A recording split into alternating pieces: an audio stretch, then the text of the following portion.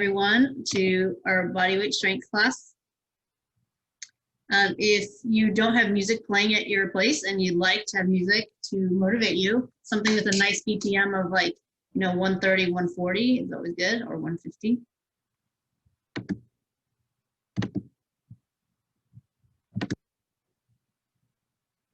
All right.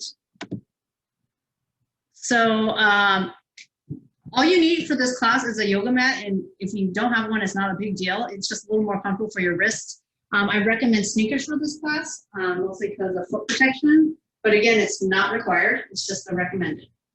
So we're gonna go ahead and get started with the warm up. Go ahead and lift those knees. As we warm up, I'm gonna be talking about some of the exercises we'll be doing in class and sort of how the class is designed. It is 30 minutes. It includes a warm up. It includes a 3, 4, 5 minute stretch at the end. So it's completely all inclusive. I don't know what all inclusive fitness means because that should be a part of every fitness class. So in terms of water breaks, I'm not going to be stopping during this 30 minutes, but that doesn't mean you can't stop and take a water break whenever you need. All right. Go ahead, and if you'd like to keep the legs free, I'm going to show you the profile view. And this just kind of warm up the hamstrings. So don't go kicking too high right away because your hamstrings are probably tight and not quite warm yet. But we do want to start to get it a little bit lengthened. And you're also getting your hip flexors and abdominals. Try to keep those chests nice and lifted. Good. And then let's get our arms involved. So it's not about touching the toe to the fingers.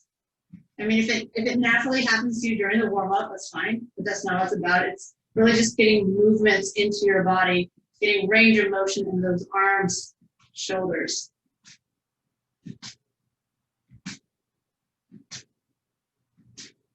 Good. This is a strength focused class, so it's not like boot camp where I do timed intervals. We're going to be doing 16 reps times 2, so 2 sets of that. The first time you've seen an exercise, if you've never done it before, it's a good time to like orient yourself with it. And then the second time you see it, you're more familiar with it, and you can go either a little deeper, maybe a little faster. But it's never about speed. Technique is always the most important. Let's go side to side. Good. Open up those hips. Again, getting the arms involved. We occasionally do plyometrics, some jumps, and you always have the option to not jump. Because we're doing body weights, no dumbbells, no equipment, you're going to see basically squats, lunges, push-ups, glute bridges, abdominals, planks, burpees maybe. Not always in every class, but those are the types of stuff you can see. Good. All right, you can settle those feet down and just take the arm, giant backstroke. Make the biggest circle. Get the greatest range of motion you can. This gets our upper body warmed up and our chest warmed up. And we're going to go down and do a couple push-ups on our knees. By a couple, I mean 8. A couple times 4. Let's take it forward. The push-up is really meant to just sort of warm up this area. So I'm going to do it on my knees. I'm going to save the ones on my toes for later. All right, so at your own pace, we're going to do 8 push-ups. Really, it's up to you how you want to do it. I'm going to take my hands wider than my shoulders, so that's what we want for a chest-focused push-up. And then I'm going to do it on my knees. I'm going to bend my elbows to about 90 degrees.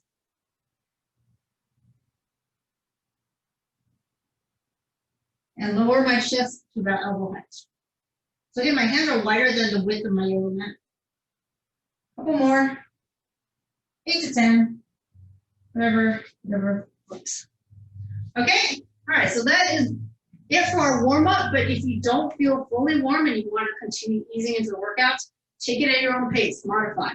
I'm going to start with squats. So squats actually are very much a warm up exercise too. So I start with squats because it's a warm up time movement and it's also an exercise. You can go as low as you like. I'm taking my feet a little wider than shoulder distance apart. My knees and toes track in line with each other, slightly turned out. We're doing 16, so that was about 8. We'll do 8 more. Feel free to reach your arms forward. So your butt drops back and down. So from the side view, I'm gonna push your butt back and down. And you can bend your knees as much as you want. If you want, I mean, I know some people that take their butt below their knee height, but I generally stop a little bit above my knee height. Just to like, so that it feels, it's good enough to work the quads and the butt without getting too much into the knees. One more. Okay, we're gonna go into our push-ups. Now for this, I want you to do kind of a walking push-up. So from here, I'm on my knees, and like I'm in a kneeling position. My hands, like my knees are underneath my butt. So I'm gonna do a push-up, I'm gonna walk it out. And when you walk it out, you wanna bring your chest forward with you, and notice my butt disappears. I'm in a plank. That makes the push-up a little more challenging. Bring it back. Walk it forward.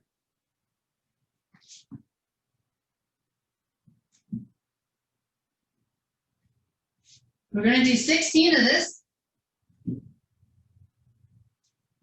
That was 8. So a push-up is a moving plank, but it doesn't matter if your body's not in a plank always, because the other emphasis of the push-up is about the arms and the chest. And if you're in a full plank on your toes, but you aren't able to bend your elbows enough to work the chest muscles and to work the tricep muscles, then you're not really doing much to work the arms. So in other words, if I'm doing a push-up like this, and this is all I can bend, then I'm not really doing much. Okay, so back onto your feet. Kind of lost count there, but I think it was good. All right, we're gonna add a component here. If you'd like to add a little jump, you can. And if you don't want to jump, another option is to come to your toes. All right, so you're here onto the toes. In order to jump, you have to go onto your toes before you catch air anyways. So it's a natural position, a natural progression for the jump. So this is the non-jumping version. I squat, I come on my toes, get those arms involved, and if I'm gonna jump, I land with soft knees. All right, so that was about 8. We're gonna do 8 more. I'm really bad about counting, but I also don't worry too much about counting because everyone generally goes at their own pace. And if people don't want to do 16, they're not going to do it. If they want to do 16 or they want to do more than 16, they're going to do it, okay? So roughly 2 sets of 16. But really, it's about feeling that fatigue, right? Whether it's your heart rate or your muscles burning out. All right, we're going back to the floor. And basically, we're going to go from, here's another option. My knees are off the floor.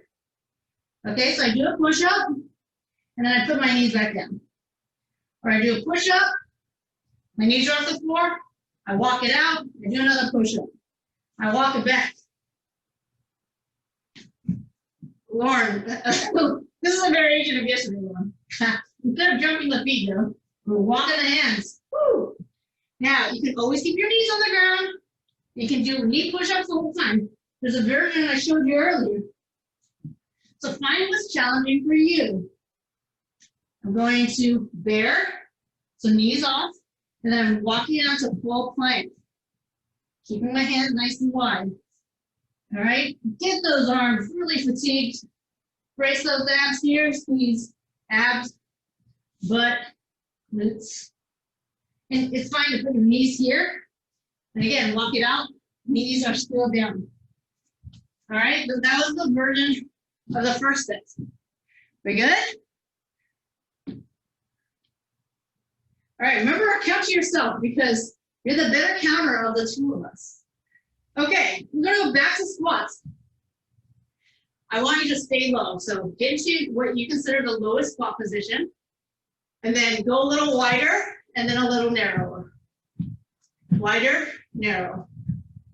All right, let's start to count. 1, 2, 3. Try to keep at least equal weight on this leg. So you're not actually shifting your leg and you're not going to a side lunge. Both legs are always maintaining that squat. I'm trying to keep my body centered. 7, 6. This leg that's not moving should be the one fatiguing. 4, 3. This is not jumping. 2, 1. Although you could argue that one leg is jumping. You have one leg fatigued, but no matter. We're not going to do the other side right now. Can you remember which side you did? Hopefully I can remember which side I did. All right, we're going to do a downward dog push-up, which focuses on your shoulders. So here's a downward dog. And this is not yoga, so don't worry about it being perfect. Okay, but what happens is your hands are wide, and this is a little more focused. Now, it's fine if you want to bend your knees a little bit more, but you do want your butt actually high. So the difference is that it's more of a shoulder press. The emphasis is not chest. So let me just show you from this angle here. You don't need to whack your forehead on the floor or anything. But this should feel different from the push-ups we just did. Let's try for 8 more. Make those hands nice and wide. You don't need to bang your head on the floor, remember? But you do want to feel it in your shoulders, your deltoids. 3 more. 2 and 1. All right. We're going back to our squat and we're moving the other leg. So if you're mirroring me, this is my right, so you can be moving your left leg. So if you're mirroring me, what are you going to do? Okay? So keep the other leg still. I'm really not straightening either leg.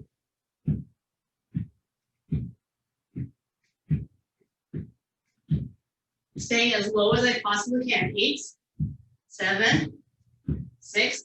The non-moving leg is the one that's going to feel the burnout because it's just not straining, it's staying still.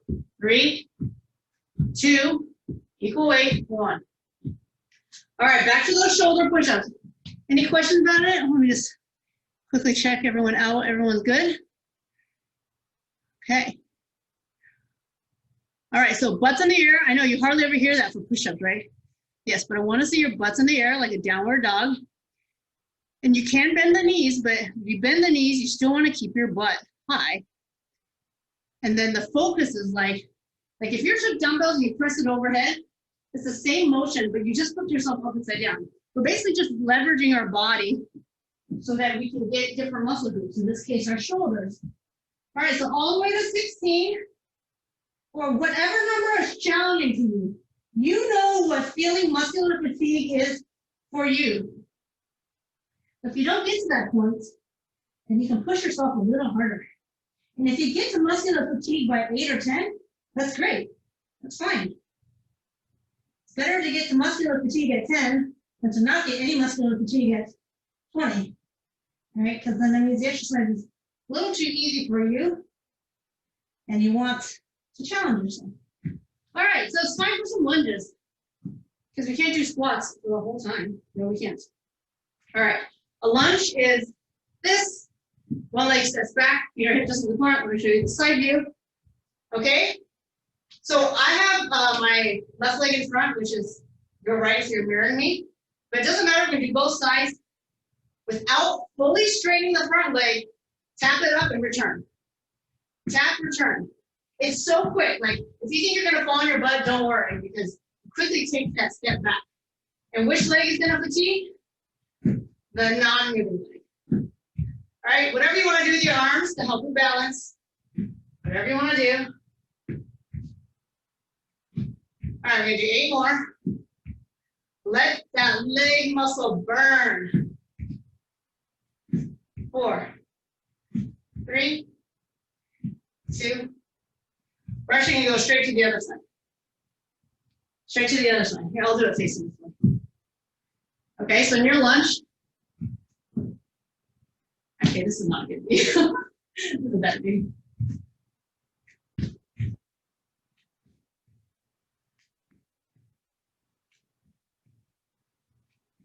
Keep that chest up. We're not going up and down in this lunge. I mean, not really. We're really trying not to straighten our front leg. 8 more. 7, 6, 5. We're going to give our wrist a break and not do push-ups in this next round. We're going to do some abs though. Okay, so get down on your elbows for a plank. Yep, elbows down, elbows down.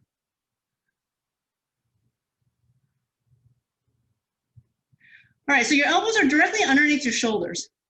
And that's really critical because you want to have always things aligned with your shoulders. After your elbows are aligned with your shoulders, then you want to make sure your butt is aligned with your shoulders as well. So we don't want the butt up for this. This is the plank. Now, if your feet aren't already separated, but shoulder distance apart, go ahead and do that now. Good, and then from here, let your legs, your heels fall to one side and come into your side plank. Drop the bottom knee if your body needs it. Okay, bottom leg straight. Hold. It's all about stability, isometric contraction. Good, bring it back down to our basic plank. And your feet are still apart and then fall to the side. So your heels come all the way down to the ground. All the way down to the side of the feet.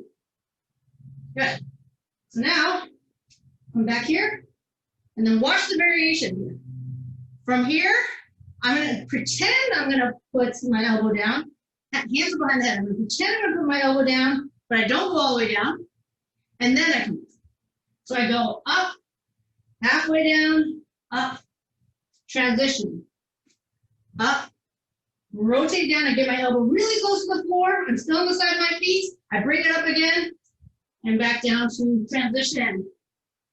Get very close. So this is our rotation and a side plank. You are also working these shoulders here, that bottom shoulder, working a lot. So if you want to have the knee down like this, my knee is down. You can have your knee down when you come to the forward plank too. And here, see my knees? All right, so take those options. It's really hard to count these. These count as 2 or as 1. Then we're going to do 2 more on each side. Just going to make that executive call there. And then we're going to do 1 more on each side. So it's an up, halfway down, up, all the way down. And this is the last one. Up, halfway down, up, all the way down. Okay, back to our lunges. Back to our lunges. I try not to favor always starting with the same lead leg, so I'm actually going to start facing this direction first. So it's my right leg in front, which would be your left. All right, here we go. Bring it in, tap. For 16. You're really trying not to move any part of your body with that back leg. There's a little shift forward, obviously, for balance, but the tiniest little shift. 8, 7, 6, 4. Oh, almost lost my balance there. 2 and 1. All right, let's switch sides. That way we're not always starting fresh on a certain leg. That's why I switched to lead leg for lunges.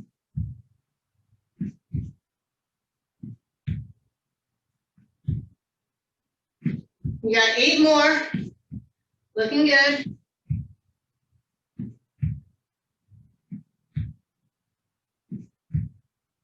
Three, 2. I think I did this like so much slower.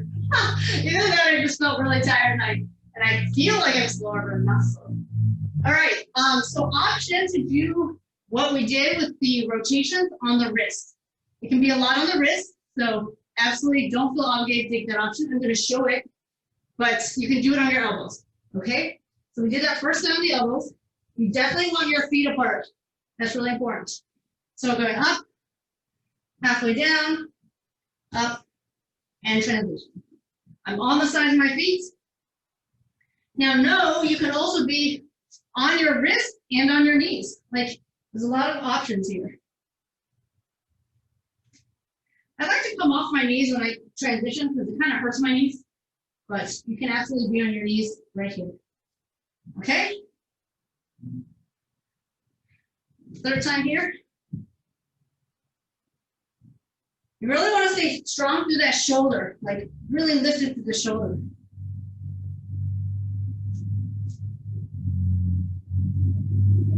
Keep those abdominals nicely engaged. It's not just your abs that work here. It's your whole core, your whole midsection, abs, obliques, transverse abdominis, glutes, inner and outer thighs.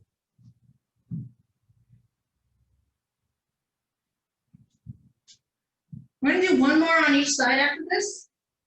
And that was 8 pairs. I actually counted. Well, I tried to count these. Okay, here we go. Last one. Okay.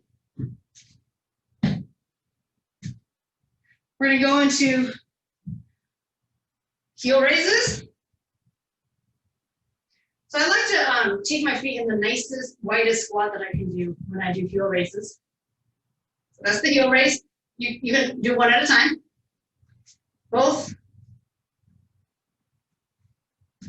Let's just practice here. We are doing isometric glute contraction, right? Quads, hamstrings, because we're not standing up.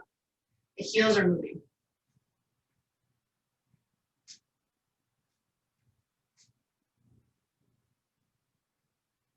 Four, three, two, and one. And now try this.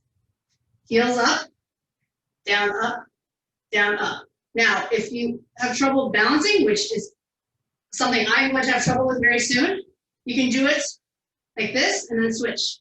Down, up, down, up. You can try your balance. Because the worst that can happen is you slightly lose your balance and you put your heels back down. Like, oh, I'm about to lose my balance. Put your heels down. All right, so the risk isn't too high in terms of where you're going to fall.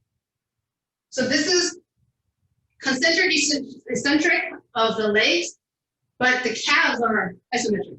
The calves stand, the heels stand. See the difference? Oh, that's on my face. 8, 7, 6, 5, 4, 3. See, I put my heel down. Totally not a big deal. All right, again, we're back to push-ups. We're back to push-ups. We're going to do some tricep push-ups. So hands are close. So not always wide, hands close. I'm actually going to have you alternate between close, so elbow, knees or toes. So I do one tricep, take my hands out wide, one chest. Hands close, triceps, hands wide. You can do this on your toes. Triceps, walk it out, chest, focus. Walk it in. Do about 8 more. Any combination. You can also be what we call kneeling. Remember, don't worry about that plank. Focus on the elbows. Focus on the bending of the elbows. When you bend your elbows for triceps, the elbows go back. They hug your rib cage. See this? Very, very close to my rib cage. My hands are wide. They're out a little bit more. Okay. Last pair. Anytime I talk about reps, like 16, that kind of stuff, it doesn't matter how, it doesn't have to be all on your toes. It doesn't have to be all 16 on your toes. It can be a little bit on your toes, it can be a little bit on your knees, back to the toes, back to the knees. Then we're trying to just cumulatively get 100. I mean, not 100, 16. Sorry. All right, so let's do this. Heel raises. Second time around. Got our balance figured out, right? So isometric, once again, is like a plank.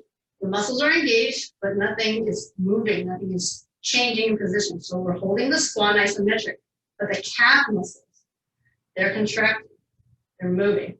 Concentric, eccentric. I gotta stop talking because I can't really count. 4 more. Okay, you know how this ends, so let's keep our heels up. Straighten those legs up and down, up and down. Work on your balance. You don't have to look at me. You can look at a spot on the floor about 5 feet ahead of you. You don't want to look straight down. That messes with your posture. It makes you tuck your chin too much. So you still want to have mostly a chest up, head, neck, spine aligned posture, which is why you don't want to look straight down. 8 more. 7. It's okay if you drop your heel, just lift them back up. 4, 3, 2, and 1. All right. So we have about a couple minutes left before I got to stretch. I'm going to do another abdominals. So this is for rectus abdominis. We're going to be sitting. Option 1, I'm going to show you a different option, is your hands on the floor behind you. But you do want to be leaning back, and you can have your feet on the ground. All right, you can straighten one leg, kick it up, if you can.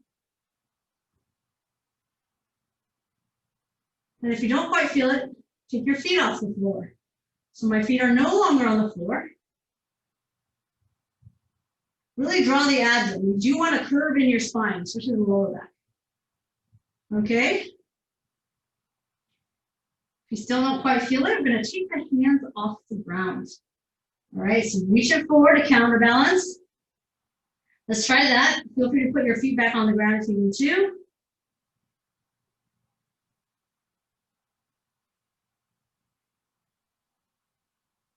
Okay, and we're going to try to straighten both legs. It's okay if your legs don't go all the way straight. So far, it's just been a knee bending of a movement. You notice my hips, my spine is staying still. It's staying in the same position. Reach your arms a little higher. Good, and now we're actually going to involve our hips. So bend the knees. What does this mean? My hips open, they close. Hips open and close. You don't have to extend your legs all the way straight. You can place your hands back here again if you need. It's right there for you.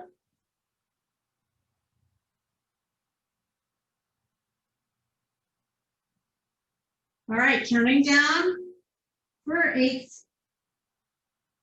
7. Focus on the abs. 6, you're also going to feel hip flexors. 5, 4, 3, 2, and let's stretch. Bring those legs forward and dive towards your feet. All right, so in these 30 minutes, what I try to do is alternate between lower body and upper body so that when your leg muscles are fatigued, we let them rest while we work the upper body. It's called active rest. We're always working on something, but the other muscles are getting a break.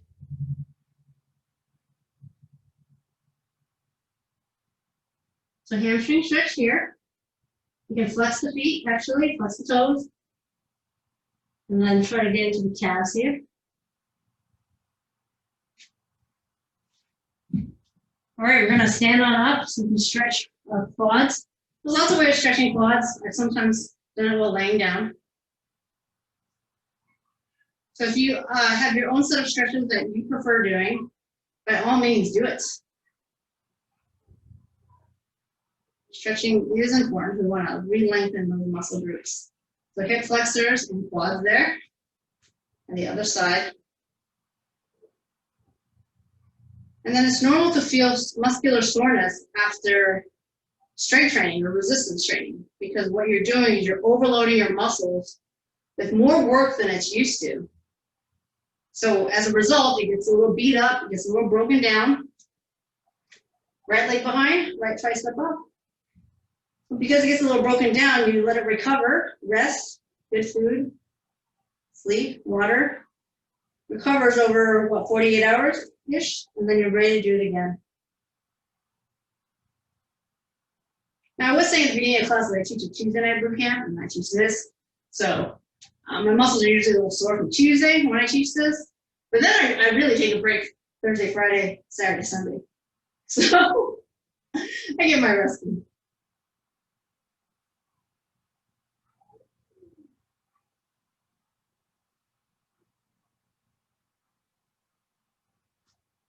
All right, stretch open that chest.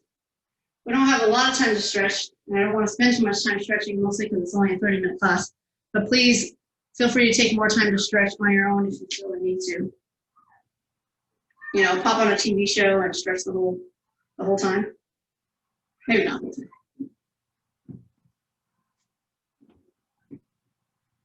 Big circles. If you guys have any questions, let me know. Thank you. You're welcome.